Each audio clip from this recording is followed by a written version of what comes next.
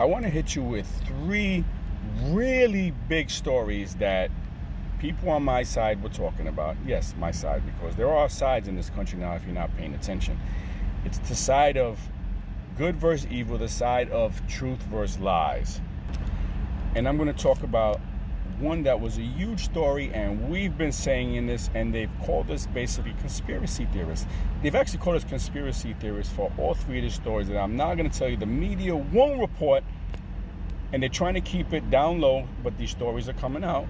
But again, if the media doesn't tell this to the mass population, nobody believes it. But I'm going to cite the sources so you could go check this out yourself. Now, first, I want to start with the January 6th insurrection. If you get a chance, go see Tucker Carlson's interview with the chief of the Capitol Police, and he talks all about this. He says how he wanted to testify on Capitol Hill, and they wouldn't let him. He talks about how he knew the information was coming out, that it was going to be a huge crowd and they needed to get more people to cover it, but they refused to. And he basically says he believes from the information that he now has that it was a setup and they wanted this to happen so they could possibly use this against President Trump, as they are right now.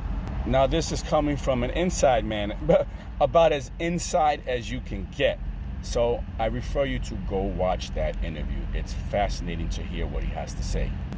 The other story they're trying to keep on the down low, and maybe some of you heard of it, but this should be plastered everywhere, but of course it's not, and it's the use of ivermectin. The FDA quietly passed that ivermectin can now be used to treat COVID. And they're trying to downplay it. If you watch the media or the fact checkers, they're saying, well, they really didn't change their stance on it. Like everything else, they try to downplay it a long time later to make it seem like no one ever said what they said. But who remembers all the ivermectin hysteria? How if you take it, it'll kill you. How it was for horses. It's an animal thing. There were even doctors who got suspended for prescribing it. And now they're trying to say, well, we never exactly said that. They're trying to say, well, we just highly recommended that you don't use it as a treatment. Well, let me just tell you about the FDA and how it approves a drug for off-label use. I'm going to basically read this to you because this is right from the FDA website. You can go check it out for yourself. In order to use an off-label drug, it has to be medically appropriate for the patient to use it. It also states that the FDA, in order to approve it, has conducted a careful evaluation of its benefits of that particular drug. The decision to use it has to be supported by strong scientific data.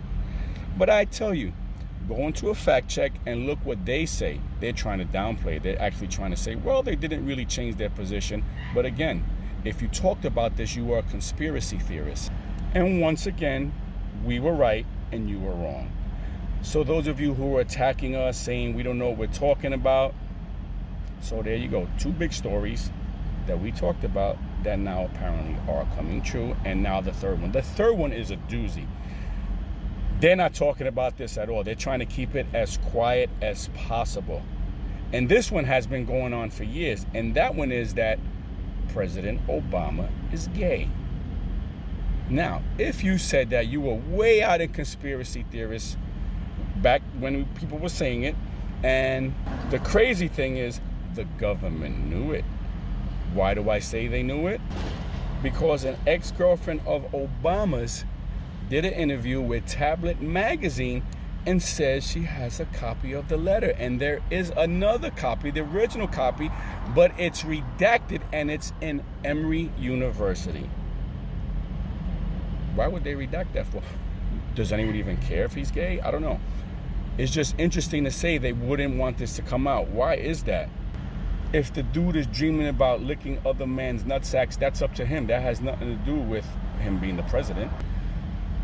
But the people of tolerance who claim all this stuff and call you all these names, if you go against what they say, are the ones who hid this information. They didn't want it to come out.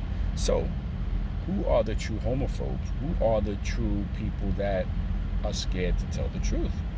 It's weird that when when that actress, I can't think of her name right now, damn, but she was talking about how Obama was gay and his wife was a transgender. Well, we find out that's true later on, that Michelle is actually Michael.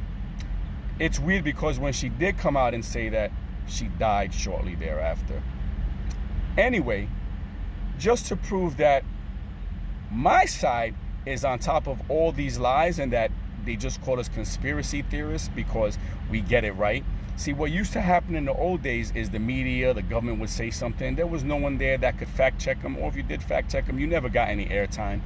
So what they said just stood, and you were always labeled as a crazy one.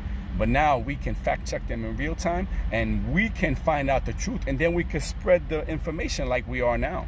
So if you like this video, let people know, let people see that you were right, they were wrong, that we were on top of everything, that we were getting out the real information, and they called us conspiracy theorists when they were just lying. Anyway, thanks for watching, and let's see if we find out if Michelle is really Michael. Anyway, thanks for watching, and I'll talk to you soon.